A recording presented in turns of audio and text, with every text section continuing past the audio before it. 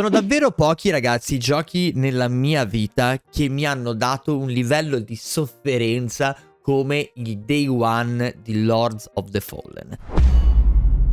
Vedere un gioco del genere che aveva così tanto potenziale essere ridotto così male mi aveva creato una frustrazione allucinante. Roba che veramente mordevo il gamepad da quanto ero incazzato nero, perché l'ho finito piangendo sangue, piangendo lacrime e rendendomi conto che magari io non sono molto bravo, ma c'era qualcosa che non andava. Le hitbox, la densità dei nemici, il sistema di progressione, il bilanciamento, tutto in quel gioco appena uscito era fuori posto. Tranne una cosa, la voglia di giocarci. E questo era veramente il classico esempio di relazione tossica che si può avere tra un gioco e la sua struttura incompleta. Per fortuna, Lords of the Fallen, nell'arco del 2023-2024 e adesso, ha avuto una grandissima evoluzione, un restyle, un mettersi dietro con anima e cuore per rendere, almeno in parte, perché secondo me non siamo ancora arrivati e non ci arriveremo mai, ma arrivare a una versione davvero convincente del proprio gioco. E con la 2.0 che è uscita un paio di giorni fa, l'ho provata e mi sono effettivamente reso conto che stavo giocando a totalmente un'altra cosa. Nel bene, anche un pochettino nel male. E state qua nel video con me perché vi parlo di questo aspetto, anche di questa puntina di sadismo e autoflagellazione che in fondo alcuni di noi videogiocatori vogliono, specialmente nel mondo Souls. Però prima di andare avanti vi invito a iscrivervi, a lasciarmi un like e a seguirmi anche su tutti i miei altri social, specialmente oggi che vi aspetto su Twitch perché abbiamo la live alle 17 per Bethesda e Oblivion 4 Remastered, che faranno lo Shadow Drop sicuro e poi lo giocheremo e ne parleremo anche qui. E mi raccomando, se volete comprare i giochi scontati su Instant Gaming, primo link pinnato nel primo commento, trovate sia Lord of the Fallen sia il Game Pass per giocare ad esempio a Oblivion, se lo metteranno sul Game Pass, scontati.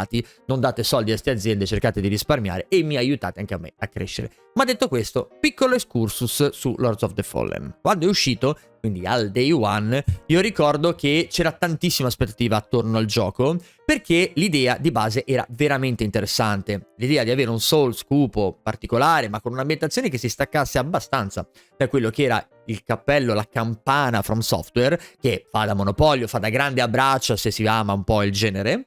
E soprattutto aveva questa intelligente e interessante meccanica dell'utilizzo della lanterna, del mondo Umbral, del poter decidere se stare di qua o se stare di là e fare determinate azioni che aumentassero l'immersività e la possibilità di muoversi attraverso le mappe, con segreti ma non solo, con questo meccanismo di stare o non stare all'interno di questo mondo oscuro. Oltretutto con la meccanica del occhio, perché quando tu guardi l'abisso, anche l'abisso guarda te. Quindi stare troppo in quel mondo poi portava all'arrivo di creature che ti avrebbero letteralmente distrutto. Quindi aveva questa fichissima meccanica che lo posizionava nel ok, I have to play this, devo assolutamente giocarlo.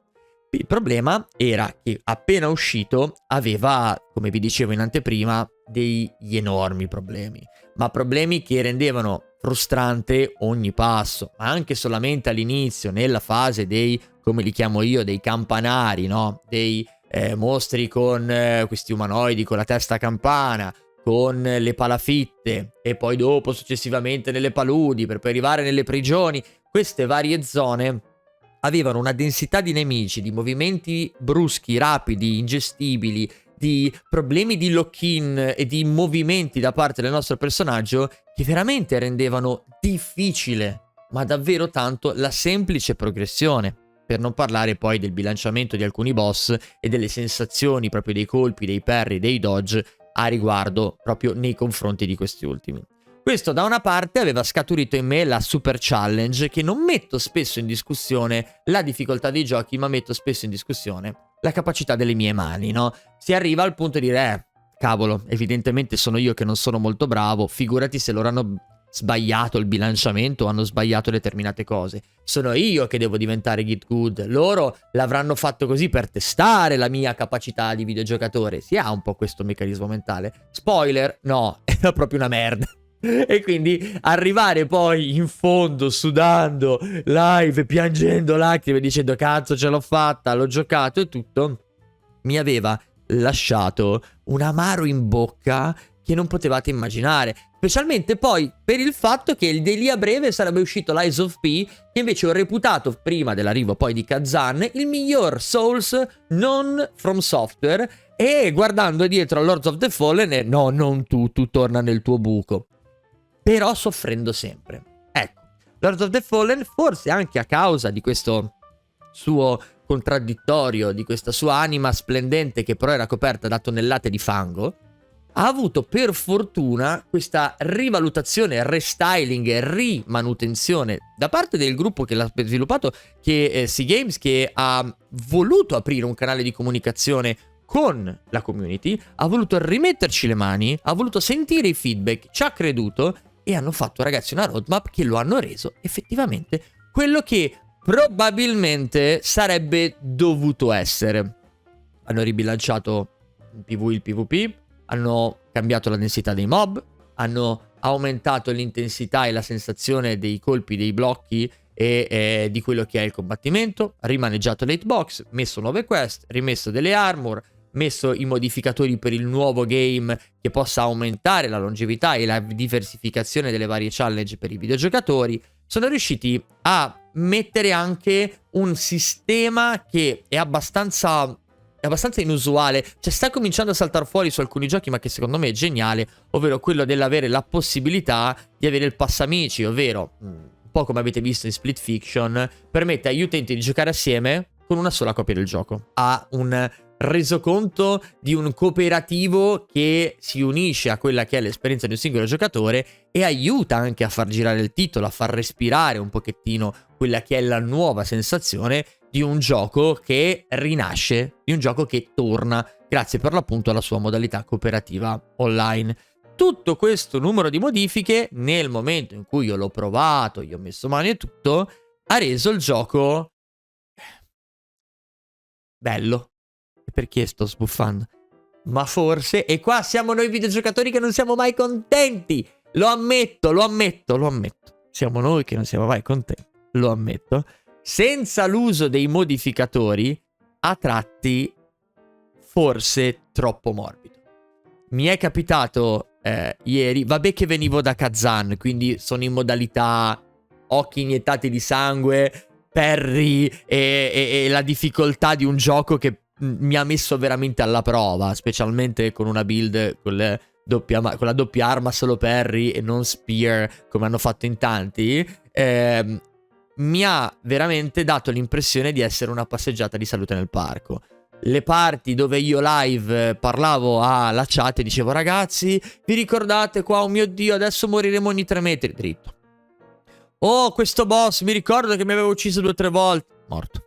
Oh, qua, mamma mia, vi ricordate per passare la palude, il veleno? Mi ricordo che non riuscivo distrutti.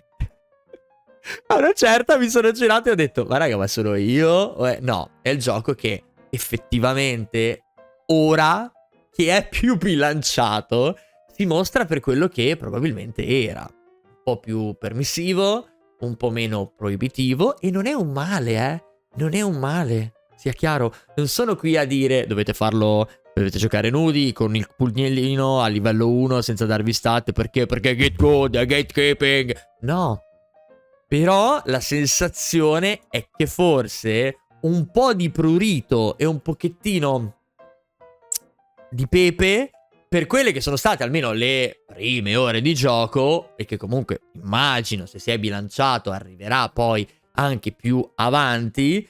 Ha subito in questi 50 aggiornamenti gratuiti davvero un cambiamento così importante da forse in alcuni casi anche snaturarne alcune piccoli picchi che comunque potevano starci. Ma al di là di questo, in generale è super bello vedere un'evoluzione di un gioco al quale non si give up, non si molla, non si rinuncia e comunque con mentalità, con cuore, con passione si lavora e si lavora nel tempo dando aggiornamenti gratuiti ai videogiocatori. Ce ne fossero di esempi così. il friend pass, ragazzi, ma buttato così. Cioè, hanno messo il tasto salta. Cioè, hanno ridefinito i movimenti, hanno messo il tasto salta. Infatti ero lì che dicevo, ma da quando è che io posso saltare? Cioè, hanno veramente aggiustato anche tutti i problemi di lag, di crash. Ogni tanto esplodeva il gioco da solo.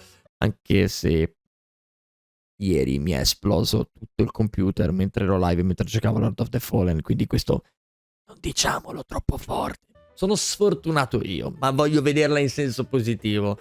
E quindi avere questo tipo di dedica, avere questo tipo di passione per un videogioco in un periodo storico dove qualunque cosa esca è una merda, dove qualunque cosa venga introdotta fa cagare, siamo sempre noi gli stronzi che non capiscono come dovrebbe essere il gioco e le aziende quando non compriamo i loro giochi ci dicono che non siamo in grado di capirlo.